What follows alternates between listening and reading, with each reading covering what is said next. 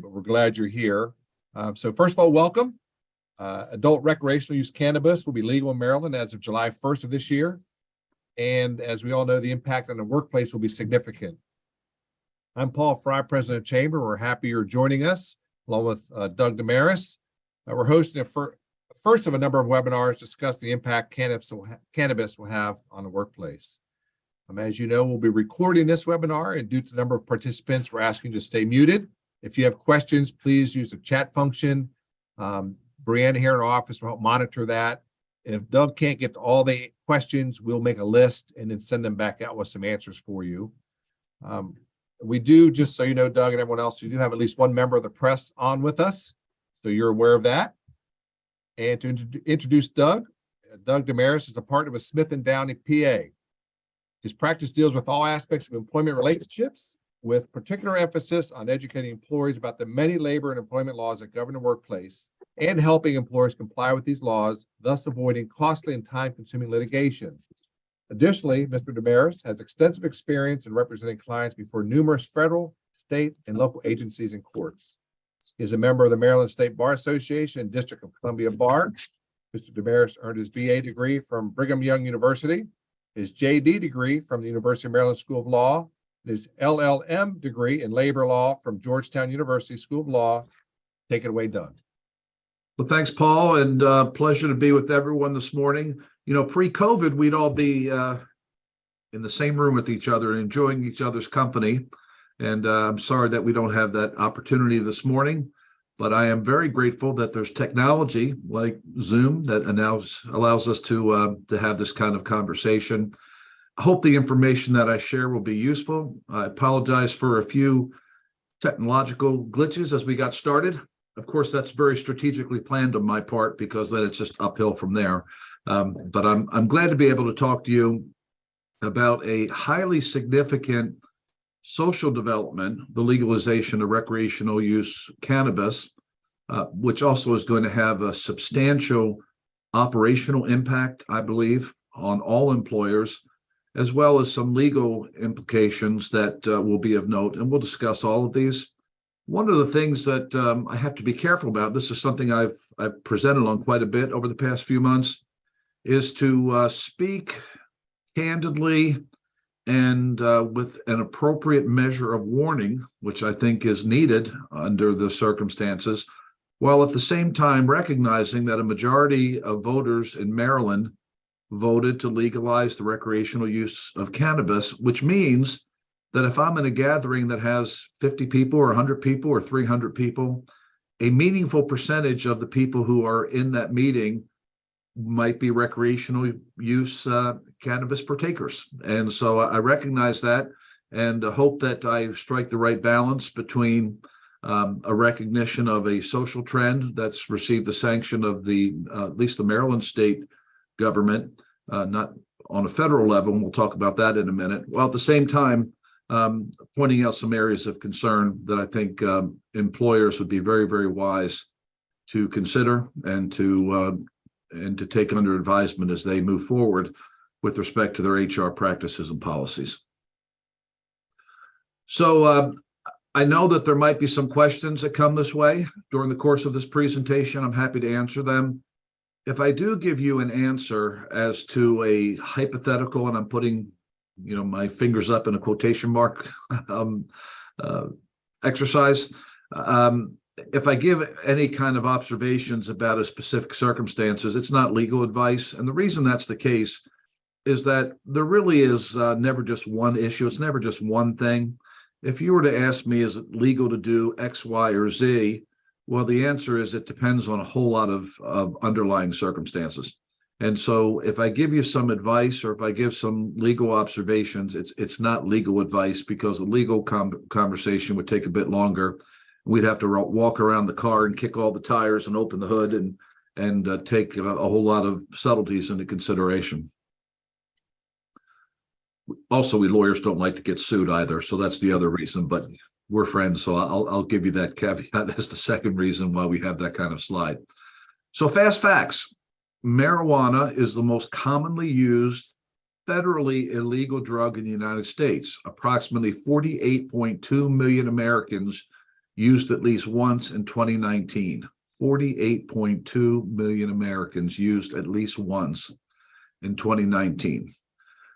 Medical marijuana is legal in 37 states plus the District of Columbia. Recreational marijuana is legal in 21 states plus the District of Columbia. And according to Columbia University, legalization of marijuana led to a rise in cannabis use, although the study showed that cannabis use disorder rates generally remain the same. So when you look at the fast facts and you think, was this just one of those obligatory slides that you show in order to lay some kind of foundation? Well, the answer is it is, in that sense, kind of an obligatory slide. But it tells you that in your workplace, there's going to be a meaningful percentage of employees who are users.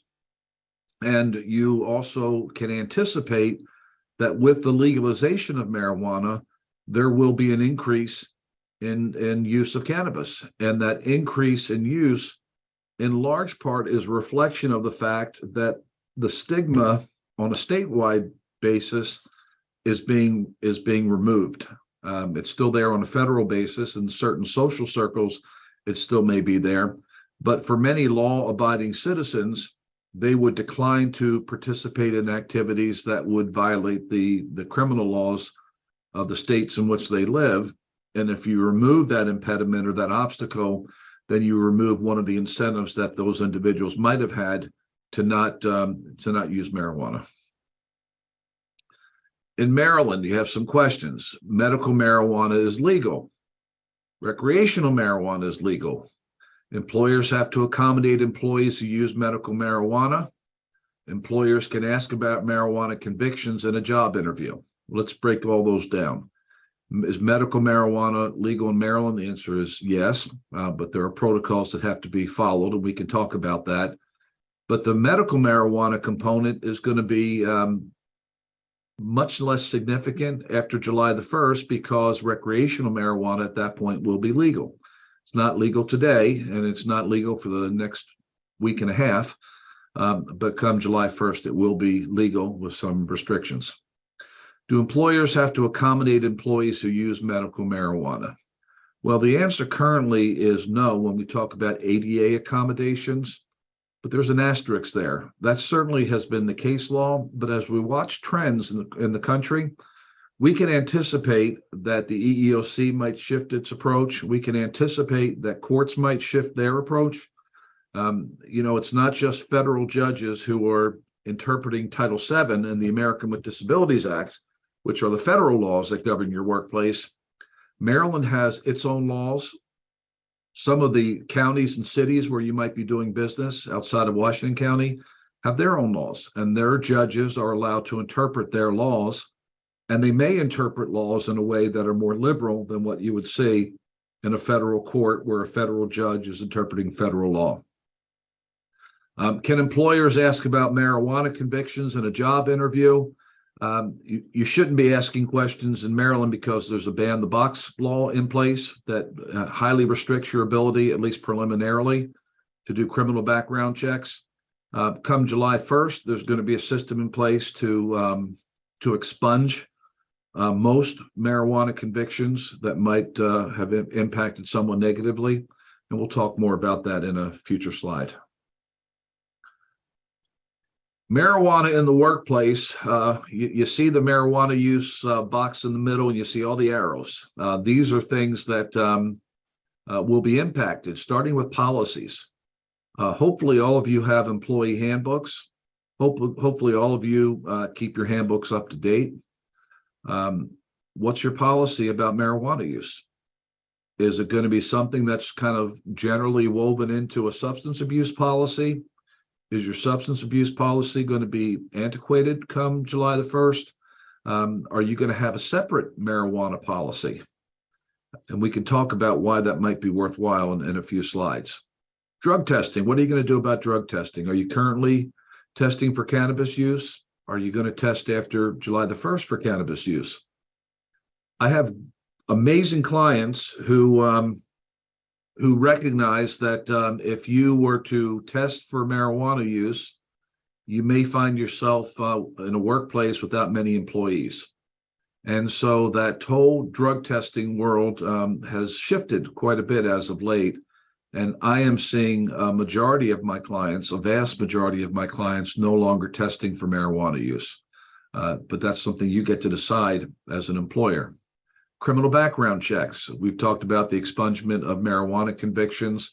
You have to decide how broadly you want to conduct criminal background checks and whether you're doing so in a way that complies with federal and state laws as it pertains to such activities. The Americans with Disabilities Act, we alluded to this just a few moments ago. The American with Disabilities Act requires accommodations for disabilities. There are doctors who prescribe medical marijuana for a variety of medical conditions, physical and psychological. And what's going to happen when it comes to an accommodation for marijuana use, and how do you manage that if you are going to accommodate marijuana use? What do you do if you have someone who's been prescribed marijuana and you decide that you're going to allow them to continue to work for you, or you're going to hire them in spite of this? How do you handle safety sensitive positions? How do you assess whether or not somebody is a direct threat to themselves or to others? The Family and Medical Leave Act. The Family and Medical Leave Act, it impacts those of you who have 50 or more employees, and it requires unpaid leaves of absence, and those unpaid leaves of absence are job protected, and that's a very, very regulated statute. For those of you who have 50 or more employees and have employee handbooks, you'll find that your FMLA policy takes up a disproportionate amount of ink and pages in your handbook, and that is because it is so heavily regulated. Government contract or DOT issues. Obviously, when it comes to the operation of large vehicles, the government has an enhanced interest in whether or not the people who are doing so are impaired, and there are Drug-Free Workplace Act issues. Even if you don't have a government contract, even if you're not a DOT, Department of Transportation employer, you may, just as a good citizen, have concerns as to how your employees who are driving on your behalf are operating vehicles and whether they can do so safely. And something we'll talk about in a couple of other screens, but we'll lay the foundation right now, is that there is no test available to tell you whether someone who tests positive for marijuana is currently impaired. And that is a massive problem. It's a massive safety problem. If someone blows a 0.15 on a blood alcohol test, well, then they're going to be impaired. And that's a clear relationship between the test results and the current impairment status of the person being tested. Marijuana testing, on the other hand, might result in a positive test, and it might be that they're testing positive because they just smoked a joint 10 minutes before the test and they're impaired. Or it could be that they went to some concert a week before. They're not at all impaired. They were responsible marijuana users, but they test just as positive as the person who's currently impaired. And so that renders those tests really worthless unless you're going to have a policy in your workplace that says that any kind of marijuana use is going to be cause for termination, whether it's recreational or otherwise, whether they're impaired or not currently, then that's a different standard. But because of your hiring challenges, that might be a tough policy to enforce. Employee assistance programs, marijuana at times can be addictive. And so you may have people who come to you because they're using marijuana in a way that exceeds what they think is right for themselves. And they are going to seek assistance and help, and unemployment or employee assistance programs are one vehicle to do that. You're not required by law to have an employee assistance program. Many of you do as a benefit to your employees. Some of you have negotiated such benefits as part of a collective bargaining agreement if you're in a unionized workforce. But that's something to take into consideration. And lastly, unemployment insurance. Under what circumstances will marijuana use be considered misconduct or gross misconduct that might limit their ability to collect unemployment? Lots and lots of arrows, lots and lots of preliminary issues. Hopefully, we'll be able to cast a bit more light on each of these as we go to the next screens. Medical marijuana in Maryland. The law was passed in 2013, overhauled in 2014, and the first dispensary license was issued in 2017. In order for a patient to have access to a medical marijuana card in Maryland, the certifying physician or provider has to be one who is approved by the state commission. Licensed dispensaries distribute medical marijuana. There are limited licensed cultivators. Qualified patients, meaning ones who have been certified, may possess up to a 30-day supply, which is no more than 4 ounces of dried marijuana. It shields qualifying patients from arrest, prosecution, or any civil or administrative penalty associated with compliant use. Now, you'll note that there's an asterisk on this slide, and that is because that doesn't impact federal law. Because under federal law, there will be limitations on medical marijuana, but the double asterisk after the single asterisk is that the federal government is not currently enforcing its laws against marijuana use. And so one might be technically in violation of federal law with a very, very limited threat of being prosecuted for it. But that certainly gives employers additional rights if they want to take a more aggressive approach when it comes to marijuana use in the workplace. And there's approved diagnoses for medical marijuana use in Maryland, and there's a list of approved medical conditions, and then there's a catch-all provision for those who wish to use medical marijuana. But as I hinted at in the beginning, and as we'll talk about again, medical marijuana in some respects becomes almost obsolete if you're allowed to have recreational marijuana and you're no longer dependent upon a doctor issuing the marijuana prescription to you. And so I don't know that this is going to be as hot a topic in 2024 and 2025 as it was perhaps 2 years ago. Are you required to accommodate medical marijuana use? A qualifying patient may not be denied any right or privilege because of compliant medical marijuana use, but the Maryland Commission website says the law does not prevent employers from testing for cannabis or taking any action against an employee who tests positive for any reasons. Now, this is untested in Maryland courts. And so that's a problem as to how a Maryland Supreme Court opinion would treat medical marijuana use and accommodation obligations. The city of Philadelphia would prohibit discrimination against a medical marijuana user. And other states, one in New England, I think it was Massachusetts, also came out with a case that gave broad protections to medical marijuana users that are comparable to the protections that are given to people who are prescribed medical accommodations as part of a general accommodation process under the American Disabilities Act. So whatever your approach is, you have to be consistent. The one slide that I didn't include at the beginning that I should describe to you now is the slide that would talk about discrimination. By way of reminder, under Title VII of the Civil Rights Act of 1964, an employer may not discriminate on the basis of race, color, religion, national origin, and sex. The Supreme Court has made it clear that the word sex includes sexual orientation and gender identity or expression.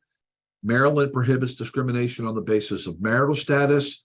The Age Discrimination and Employment Act prohibits discrimination on the basis of age and protects people over the age of 40. The American with Disabilities Act protects people with disabilities. So there's a broad range of laws that offer protections against discrimination. So when we say be consistent, one of the reasons we're saying that is not just to promote general fairness, but if you're inconsistent and one employee is treated more generously than another employee, and the one who is treated less generously can distinguish his or her protected classifications against the others, they're going to say that their protected classification was why they were treated less favorably than their coworker. So if you do something generous to a man, a woman might say, aha, I sought comparably generous treatment and you didn't give it to me. That's because you like men more than women, or this race more than that race, or this religion more than that religion, or this age more than that age. So you should always, always, always be very, very cautious to make sure that there's zero appearance that what you're doing might be based on discrimination, that someone's protected status might have factored into your decision as to whether or not you're going to provide an accommodation or certain workplace opportunities. What about accommodations under the ADA? Under the American with Disabilities Act, which again is a federal law, although there is a state counterpart in Maryland, courts allow the federal review, which treats marijuana as an illegal drug. ADA protects people in recovery who are no longer engaging in illegal use of drugs. So to be clear, if you have somebody who has previously unlawfully used a controlled substance, but they're in a treatment program or they're on the other side of it, they completed successfully a treatment program and they're no longer a user, they are protected under the American with Disabilities Act. So the federal government encourages people to face addictions, and they reward people who are able to overcome them. And you need to be prepared to recognize if you have somebody who's in treatment or on the other side of it, that they're entitled to protections under the American with Disabilities Act. However, the ADA does not require the accommodation of ongoing use of illegal drugs. And then you'll see that there's a case here at the bottom, the Eccleston versus City of Waterbury.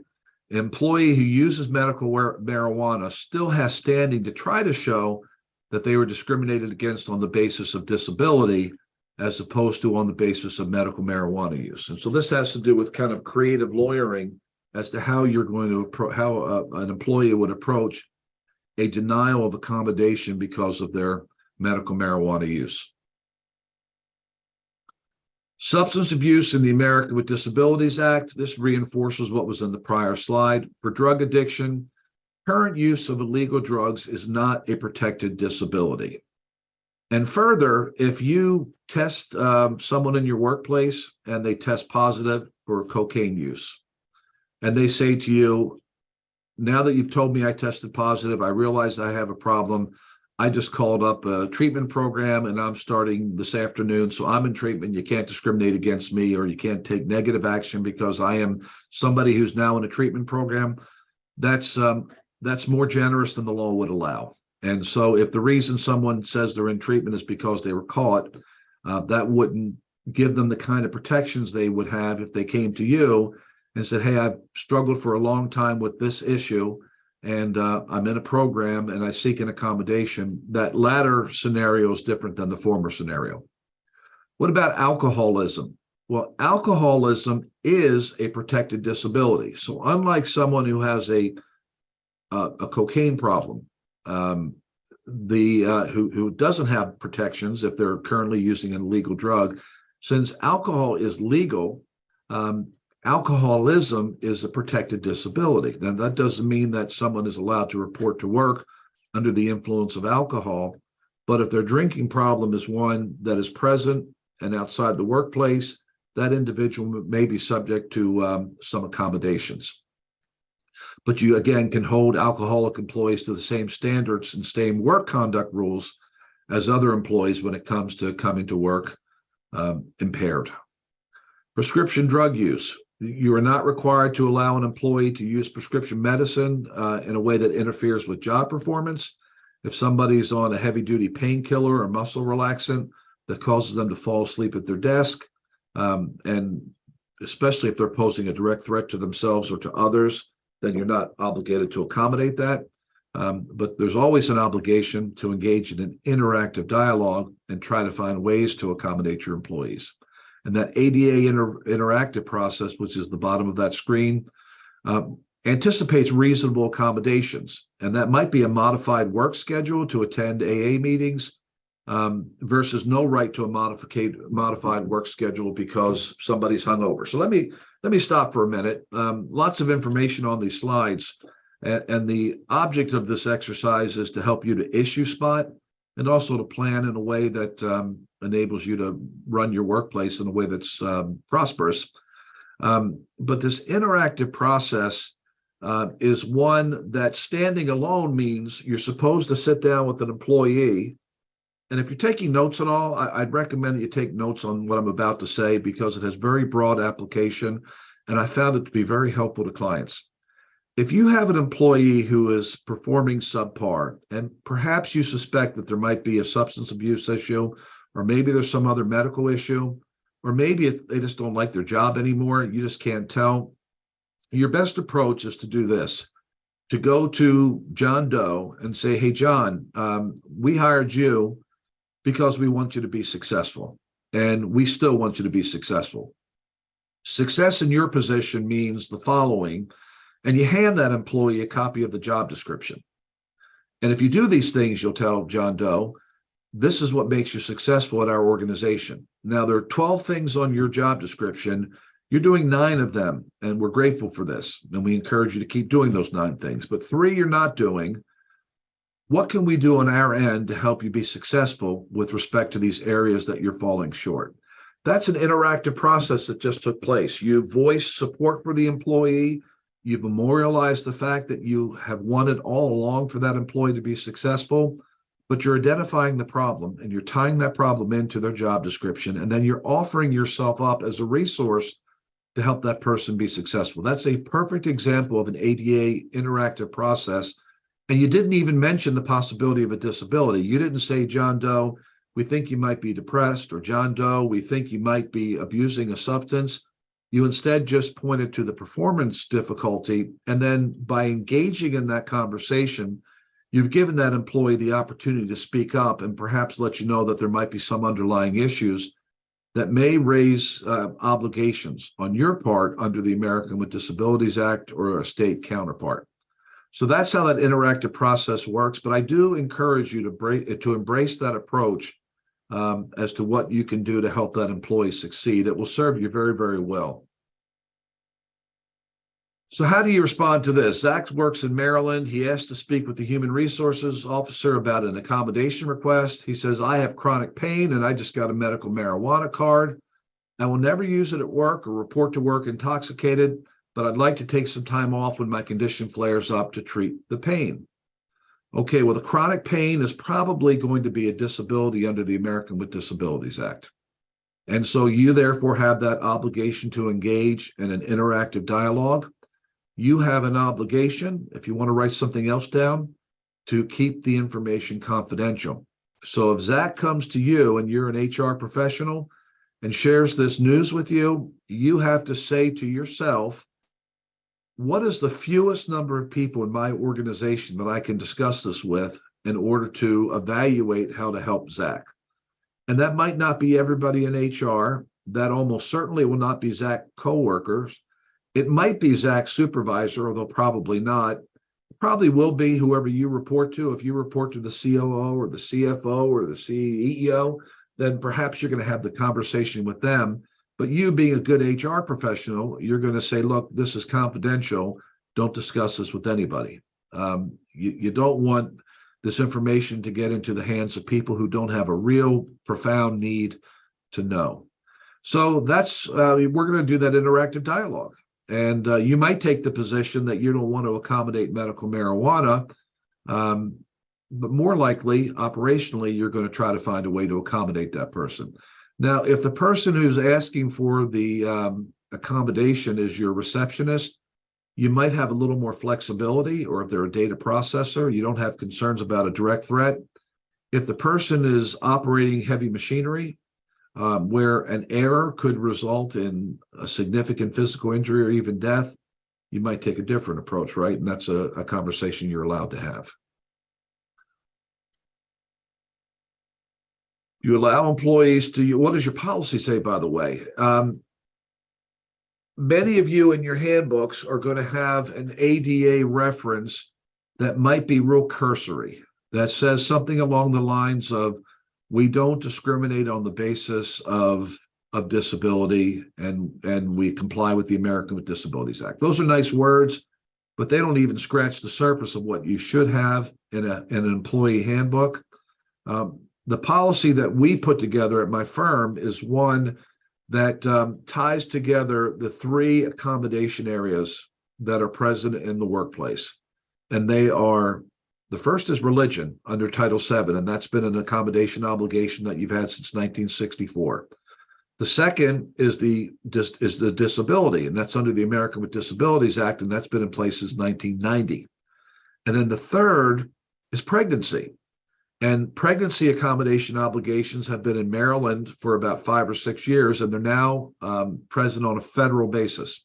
And so you should have a very comprehensive accommodation policy that spells out protocols and who to speak with and references the interactive dialogue. reassures the person requesting the accommodation that they won't suffer retaliation. Those are things that you need to have in a proper accommodation policy. If you don't have that, I strongly recommend that you make it an operational priority to amend your handbook to reflect the anticipated need for future accommodation requirements. I will also remind you that in Maryland, you are subject to the Maryland Healthy Working Families Act, which gives up to 40 hours of paid sick and safe leave. And sick and safe leave would address many, many medical circumstances that could require the prescription of medical marijuana use. It also would impact things like people who are impaired and don't feel well because they've irresponsibly used alcohol or some other drug and they're hungover. That act of being hungover or impaired or feeling sick is an injury, illness, or condition under the Maryland Healthy Working Family Act that would require you, without any documentation, to provide that employee with a paid leave of absence until they've exhausted their sick and safe leave. So step number one, look at your policy. And again, if it's not good, if it's not great, I take it back. You shouldn't have a good accommodation policy. You should have a great accommodation policy, because if you're ever sued, the judge who's looking at your accommodation policy is going to compare it with the other employers in Maryland. And if yours is just so-so and theirs is amazing, the judge might conclude that you're really not committed to honoring your obligations as an employer under the American with Disabilities Act.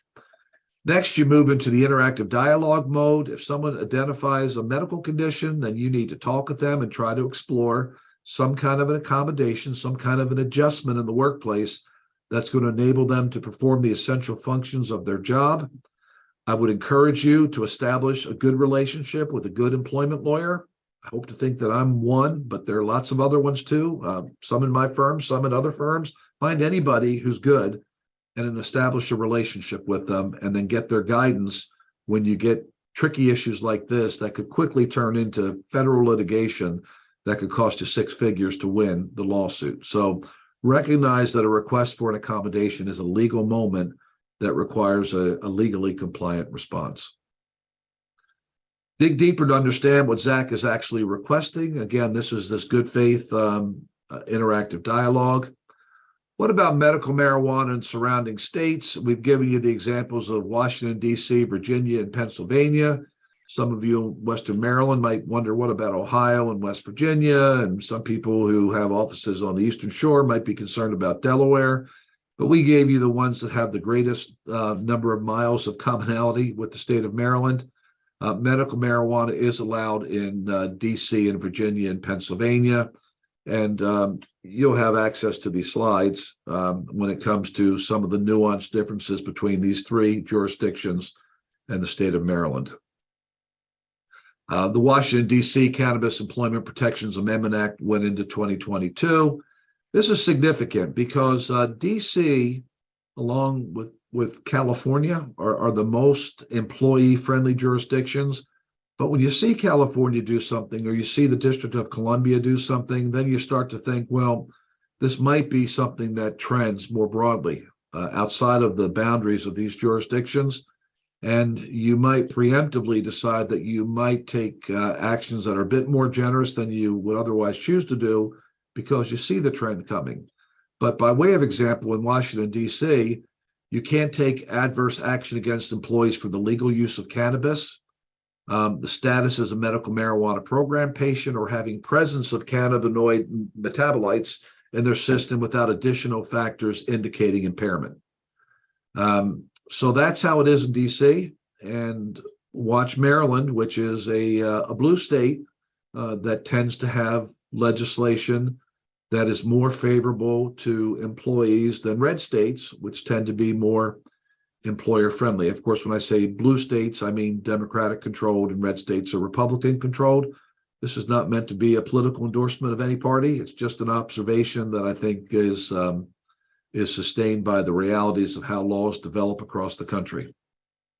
And it's important to note that after 8 years of having a Republican governor in Maryland, where there was some of the kinds of restraint that you might see in a Republican-led state government, That's no longer the case. We have Governor Moore, and he has the House of Delegates and the Senate, which are all democratically controlled. And so the opportunity to have more employee-friendly laws is certainly there if that's the direction that the controlling powers wish to take. And indicators are that is something that we're going to see. And politically, you might think that's wonderful, or politically, you might think that that's not so wonderful. You get to vote and decide. But as an employer, most employers would prefer to have fewer regulations on their conduct. And I don't think their wish is going to be granted, at least in the near term, as we move towards an all-red representation in our state government offices. Recreational marijuana use in Maryland, that's kind of why you all came here in the first place, right? We've spent a whole lot of time talking about surrounding peripheral issues that are nevertheless very much intertwined into the implications of what's about to take place. But in November of 2022, Maryland voters approved a ballot measure to legalize recreational marijuana. Everybody had a chance to vote, and more people voted for it than voted against it. So starting July the 1st, 2023, recreational use will be permitted for ages 21 and above. They're allowed to have up to 1.5 ounces. Possession of more than 1.5 ounces up to 2.5 ounces will be a civil offense. Citizens can grow up to 2 plants a household. They can share cannabis with other adults without payment or trade. The state will set up a highly regulated cultivation and distribution system, and you can only buy marijuana legally through this system. The Cannabis Public Health Advisory Council and a Cannabis Public Health Fund is being established. Past convictions for conduct that is now legal will automatically be expunged.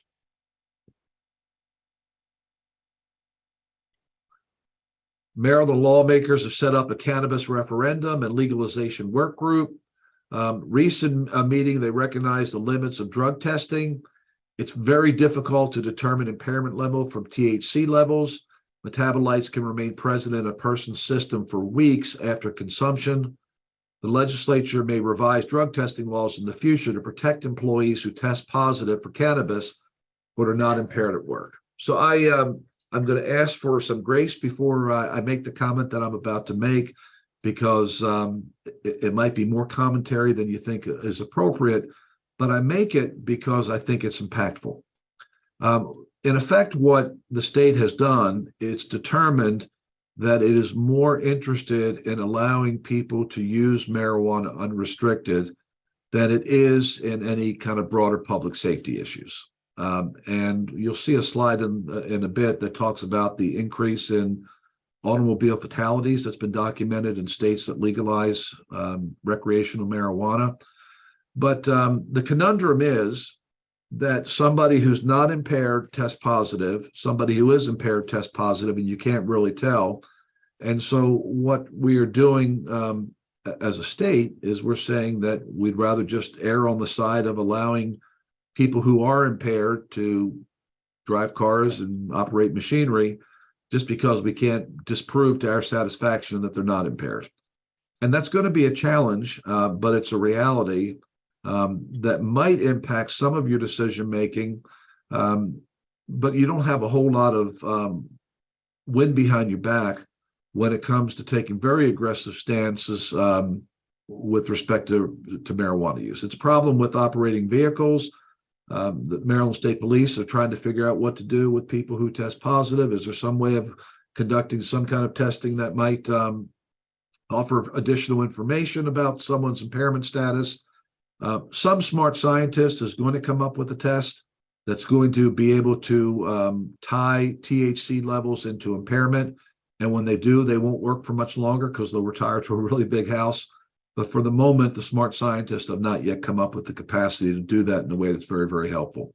But it is a conundrum, and I don't have a great solution for you because it's something that's driving us culturally and is going to impact enough of your employees that you are either going to work with the new reality of people who are testing positive, may even come to work with the occasional smell of marijuana, but who are able to make the things that you make at your organizations, versus taking a very, very strict approach where you have 3 people who show up and you can't function because you just don't have enough bodies to do what needs to be done. And that's the great challenge that's facing Maryland employers and employers across the country.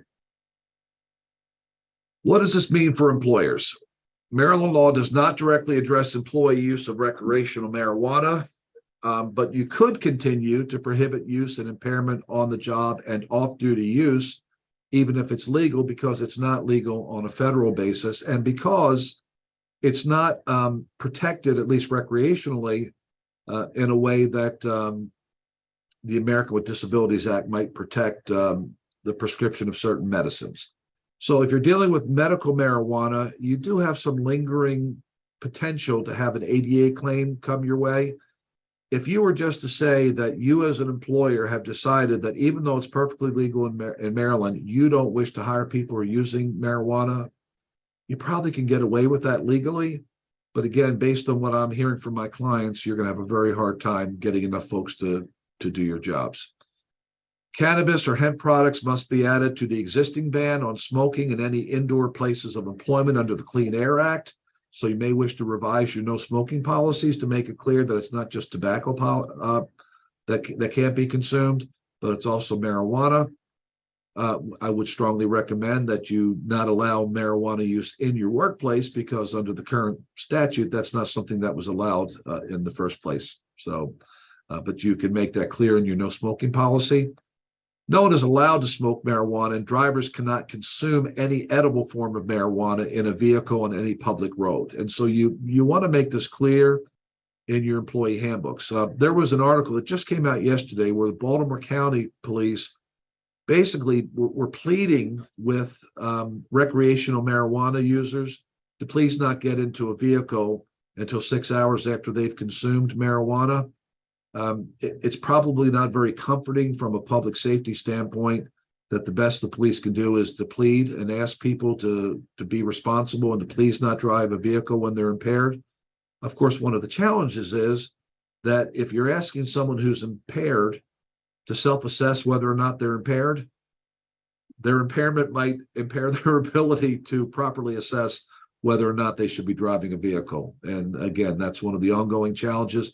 You as an employer are probably going to make some pretty concerted efforts to communicate forcefully to anyone who's a driver for you that it's a cause for discipline up to and including termination to operate a vehicle where they have used marijuana within X number of hours of operating a vehicle on your behalf.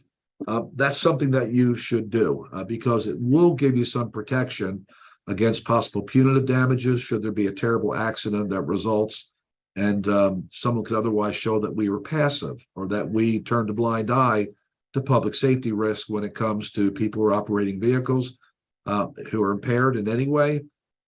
Having a forcefully worded policy is going to be your friend. Both legally and also just as broader citizens where we're all supposed to take care of each other. It's a good thing to communicate. You might save a life. You might be able to convince one driver that they should not use marijuana except on the weekends, but in no way that would impact their ability to drive a vehicle safely. They might actually take you up on your challenge, and they might therefore always be alert when they're driving. And you might have just done something to prevent an accident, which independent of liability issues is always a good thing for any of us to do for each other. Best practices for drug policies. You should explain expectations regarding marijuana use during non-working hours outside of the workplace. Are you going to come up with different standards with respect to medical marijuana versus recreational marijuana? Are you going to have different standards for different employees? You know, for someone who is in a clerical position, are you going to take a position that's different than someone who's operating a machine that if you're not careful, you could lose a finger? Might be a good idea to do that, right? Are you going to describe potential consequences for positive tests and refusal to submit to testing? Are you going to distinguish between drug use versus impairment? We've talked about THC levels and how they are really not informative as to whether or not someone is impaired. I read an article that suggested that the state police were going to come up with some kind of cognitive test to see if someone's able to respond quickly to cognitive issues, and that might help them determine whether or not they're impaired because of marijuana use. That's a little misleading because even an impaired Albert Einstein is going to do a whole lot better than an unimpaired Doug Desmarais. And so those things are all relative, of course, right? Someone who's impaired, who's an exceedingly high functioning person, might still test in a way that suggests that they are at least cognitively way above your average person, but that might not tell you whether or not their reflexes are quick enough to prevent an accident. So these are ongoing challenges. I don't have an answer. I can only identify the challenges that are in front of you. Drug testing in Maryland, special rules for job applicants. You cannot test someone before a conditional offer of employment. That's true on a state level. That's true on a federal level. Preliminary screening procedures. There are single test devices that can be administered at a work site, has to meet federal FDA requirements for commercial distribution, and must generally meet accepted cutoff levels. This is very, very rare, even though you are allowed these single test device utilization at workplaces. I see them sometimes in construction fields. Law firms are not using them. Accounting firms are not using them. Most white collar employers are not using them. If you wish to use single test screening devices, you should consult with an attorney before you do so. Under Maryland law, you have to allow someone who's tested positive for an unlawful substance to have that initial sample retested. It has to go to a certified lab. You have to give them a copy of your policy. Maryland has a very sophisticated regulatory process when it comes to employees who test positive for unlawful substances. You should make sure that you're very familiar with those requirements and that you follow them to the T in the event you have properly invited someone to have a test who's tested positive. Drug testing, random versus reasonable suspicion. Random testing is so random that it's conceivable that the same person's number might come up 2 or 3 times, while as somebody else is excluded. And so if you have 20 employees, you put the 20 names in a hat, you pull out a name, it's Doug, and then you put Doug's name back in the hat. You don't remove it so that eventually you eliminate everybody. And maybe Doug's odds are 1 in 20 that I'll be the one who's picked next time, and probably not, but I might be. That's a random test.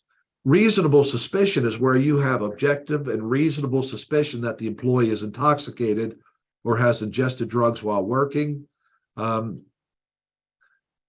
Let me give you an example of that because I've had plenty of these cases in my career. If you have someone who smells very strongly of alcohol and they're acting in a way that is stereotypically reflective of someone who's inebriated, well, that's reasonable suspicion. Now, there might be other reasons that people are acting like someone who's inebriated. It might be entirely unrelated to alcohol consumption.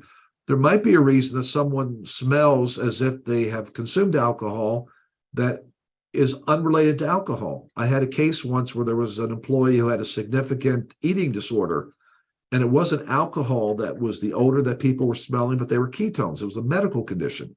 And so that's where you have to be so careful when you are evaluating someone's aberrant behavior, to not jump the gun, to not make assumptions that you know the reason why, but to cautiously and prudently examine the circumstances. And again, probably talk to a lawyer, because if you're about to take someone's job away from them because of something that has some kind of medical component, you want to get it right. You want to be able to write a good position statement to the EEOC, and you can only do that if you're very, very cautious when it comes to your response to objective concerns.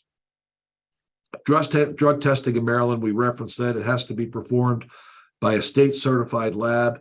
You as an employer can't do a breathalyzer test. You can't take hair samples. You have to provide the notice of the name and address of the testing lab at the time of test upon request. All these procedures are outlined in the Maryland Code Health Article 17214.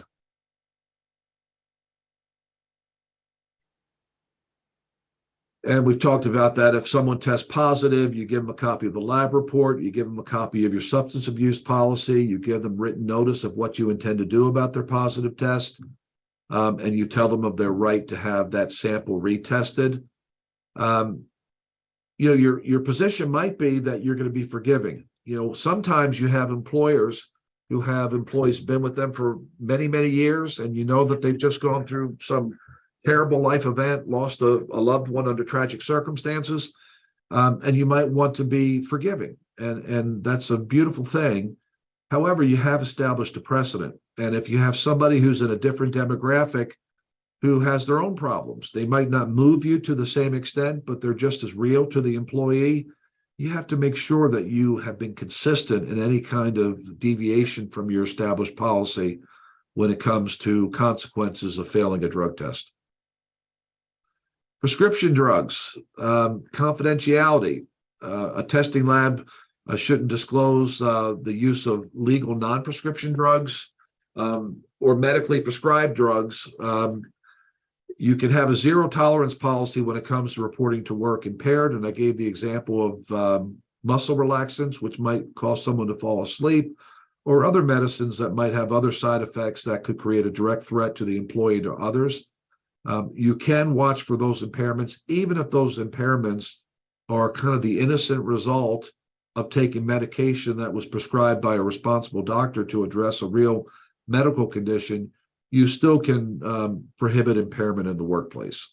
And when it comes to safety issues, people who are operating machinery, you have an obligation under OSHA, under the general duty clause, to make sure that you are protecting all employees from the risk of serious injury or death.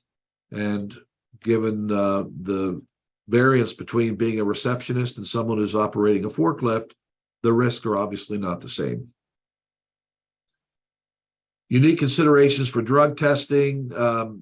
If you're a healthcare provider or if you have a self-funded insurance plan, you have some HIPAA concerns. You want to be concerned about protected health information. If you have a unionized workforce, drug testing has to be negotiated with the union.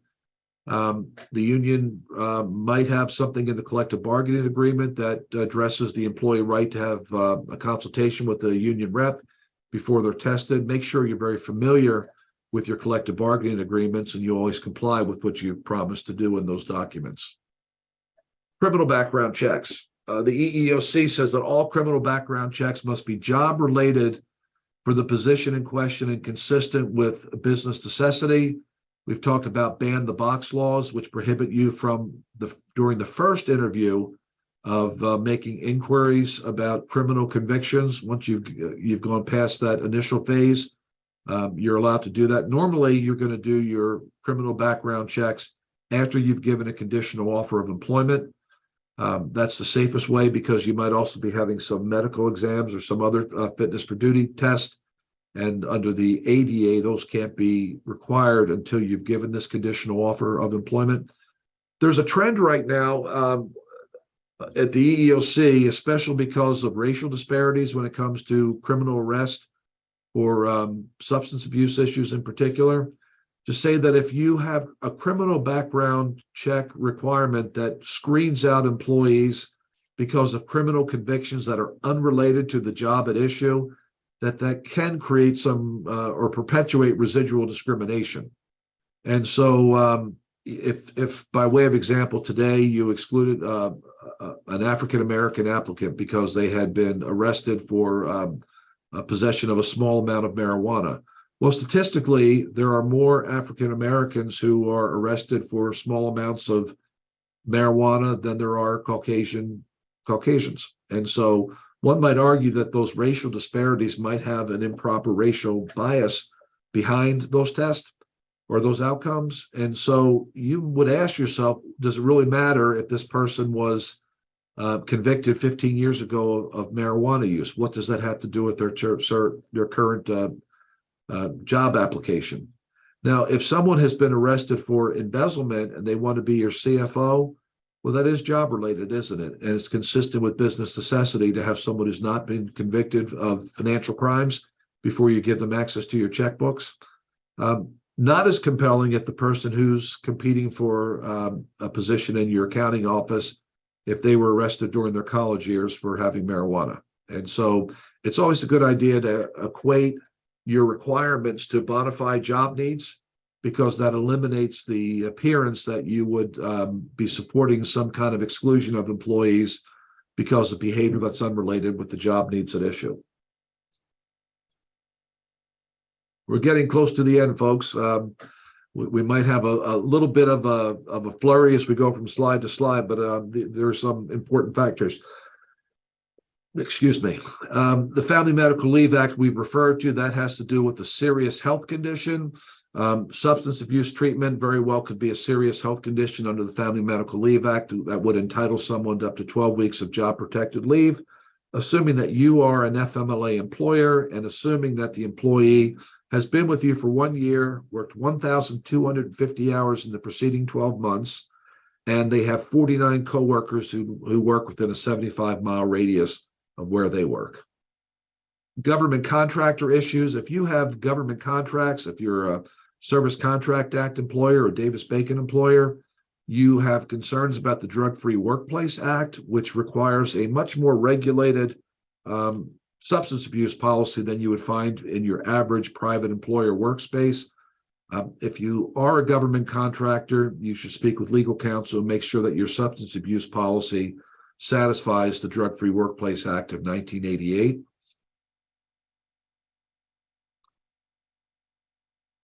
If you're subject to the Drug-Free Workplace Act, do you have to have a drug test? Must you fire an employee who uses marijuana outside of work? Must you fire an employee who uses marijuana at work? Well, we'll do it from a reverse standpoint.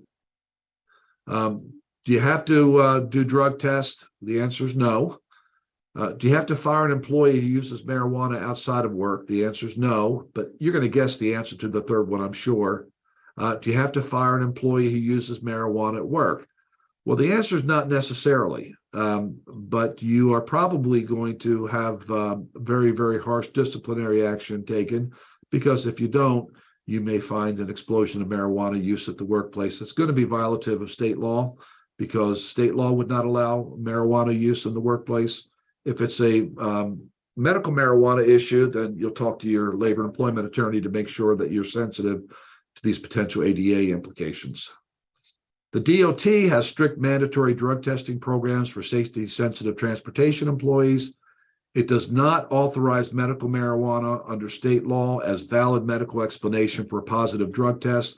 The reason's obvious. If someone's driving an 18-wheeler, the amount of death and destruction and mayhem and damage and injury that can flow from an accident are significant. So obviously the Department of Transportation has a heightened vested interest in safety issues. And so if you have DOT drivers, you should be prepared to have the highest possible requirements when it comes to impairment. Dram shop laws. Under Maryland law, employers are generally not responsible for the actions of employees who leave work intoxicated. Now, that's good legal news for you, perhaps, if you have someone who drives out of your workplace impaired by alcohol or impaired by some drug, but you nevertheless want to proceed cautiously. Good enterprising plaintiffs' lawyers would try to parlay your casualness when it comes to substance abuse in the workplace into something that could give rise to punitive damages. You know, the prototypical worst case scenario is a car that drives into a school bus where young children are harmed or killed. That tugs on the heartstrings of all of us. And you might have judges or juries who do everything they can to stretch dram shop law provisions into something that could result in meaningful recovery to those who were injured or impacted by an impaired driver, and also to make an example so that you minimize the risk of it happening again. I referenced this at the outset. A recent study shows that marijuana legalization leads to a 5.8% increase in injury crash rates and a 4.1% increase in fatal crash rates. So that's what's happened in states that have allowed recreational marijuana to become legal. Sadly, that's a projection of what will happen in Maryland in the years to come, that there's going to be an increase of 4.1% in fatalities. And for any of us who've had loved ones impacted by impaired drivers, that's a real tragedy and something that we all have an obligation to try to minimize to the fullest extent that we can, certainly by being responsible people ourselves but also as an employer to promote responsible behavior in your employees. Recent guidelines from the Maryland Medical Cannabis Commission recommend waiting at least 6 hours after consuming cannabis to drive. And so you might want to consider if there's a way to communicate to your employees the 6-hour rule, which may or may not be perfect science, but it's at least the latest that's out there from the commission. Workplace safety, we've referenced the fact that OSHA has a general duty clause that impacts everyone, whether you are a manufacturer or a law firm. Everyone has an obligation to provide a safe work environment. Workers' comp generally disqualifies injuries caused by the employee's own improper drug use or intoxication. Although, again, if they are impaired because of medical marijuana or because of marijuana use, medical or recreational, you might have difficulty showing a time connection between the test and when they actually used the marijuana and whether or not they are impaired at the time. Employee assistance programs. If you have an employee assistance programs, you have to give consideration to ADA issues. EEOC that says an employer may not force the employee with a disability to choose between an EAP, participation, or discipline in situations where other employees would not be disciplined. ERISA, HIPAA, Affordable Care Act. There are lots of issues associated with employee assistance programs. If you have an employee assistance program in place, you should speak with experienced labor and employment counsel, benefits counsel, to make sure you're meeting all of your obligations. Unemployment insurance, we've talked about the fact that on the job, drug and alcohol abuse might disallow an award of unemployment. And there's an example here of some cases where this was realized, but we're getting towards the end. So again, I'm going to breeze through these last 4 slides, and then I'm happy to answer any questions when we get to the last one. Here's the test your knowledge. Can the employers discipline for off-duty recreational marijuana use in Maryland? Can employers discipline for off-duty medical marijuana use in Maryland? Is there any impact on workplace testing? Can employers consider marijuana-related convictions during pre-employment drug test? Give you the answers again. May you, can you, are you allowed to discipline for off-duty recreational marijuana use in Maryland? You probably are. Whether you choose to do that or not is going to be an operational decision. It's an operational decision that has to be made with a close eye watching your obligations under all the anti-discrimination provisions. If you are merciful to one and not to another, the chances are the one who received the less amount of mercy is in some different protected class than the person that you were merciful towards, and that gives rise to a discrimination complaint. Can employers discipline for off-duty medical marijuana use in Maryland? The answer is mostly the same, but we've identified the fact that there are jurisdictions that are expansively looking at medical marijuana in a way that could make that an accommodation issue somewhere in the near future. For today, you'd have a fair amount of discipline, but you're going to have to decide whether or not you want to have a consistent, universally applied approach to medical marijuana use in the workplace. It's going to be tough to implement for what it's worth. Is there any impact on workplace testing? We've talked about the trend away from testing for cannabis use. We've talked about Maryland's very strict regulatory framework when it comes to positive tests. That is still the same. You still have to comply with all the obligations when it comes to giving notice after someone's tested positive. And then lastly, can employers consider marijuana-related convictions during pre-employment background checks? You shouldn't be doing pre-conditional offer background checks with the realization that doing so exposes you to a host of different complaints that even if you win will deplete you of money in defending against them. We will see an expungement of many recreational marijuana convictions where this will become moot. And then we've already talked about the fact that if you are going to look at a conviction, you're going to have to decide whether the conviction really has anything to do with the unique job responsibilities for which that applicant is applying, or whether it's something that's more arbitrary. And if it's arbitrary, you have a greater risk of a lawsuit against you. That's a whole lot of Doug Desmarais on a noon break, talking pretty fast at the end, but I wanted to get this flow of information to you. And my real hope is that when you participate in a webinar like this, you are better able to issue spot. And many of these issues are issues that you can handle without the need to consult with outside counsel. I don't give commercials for myself when I do these presentations, but I very much give a commercial for my profession. And having a relationship with someone who practices in the area of labor and employment law is very important. Lots of folks are out there. There are many of us. Find someone that you're comfortable with and make sure you're kind of linked at the hip when it comes to establishing these policies and then monitoring them as situations arise to make sure that you can keep your workplace safe and you can avoid litigation. So that's the end of my my extemporaneous speaking. Paul, I'm happy to answer any questions and do what I can. Thank you, Doug. Yeah, and so we had a number of folks who have dropped off, but if you're still on, we just have a few questions. And if you need to drop off, we're recording this and we'll send this out to everybody along with the presentation slide deck. So Doug, just in order, we got them. From a nonprofit executive, can we hold volunteers to same policy standards as employees? You can. Well, no, well, that's a broad question. I'm going to interpret that question in the context of marijuana use. You certainly can establish standards when it comes to what you're going to allow and disallow. You know, nonprofits have a wide range of values that are behind their nonprofit endeavors. And in a country that has the First Amendment, you have nonprofits that aggressively promote the legalization of cannabis, and you've got nonprofits who aggressively oppose it. And you certainly can insist that your board is reflective of your broader values when it comes to such things. But as to whether that relates to religion and race and other issues, then there are many other restrictions. But we're talking strictly about marijuana use. You've got a lot of flexibility when it comes to the appointment of your board. And I'm assuming, you know, the volunteers, like we have a community theater here, and can, you know, if you have a volunteer that helps take tickets, I guess that's what the question is. Can you hold your volunteers that do work on your behalf to the same standard? Yeah, but always keep in mind that there are special protections for race discrimination outside of Title VII.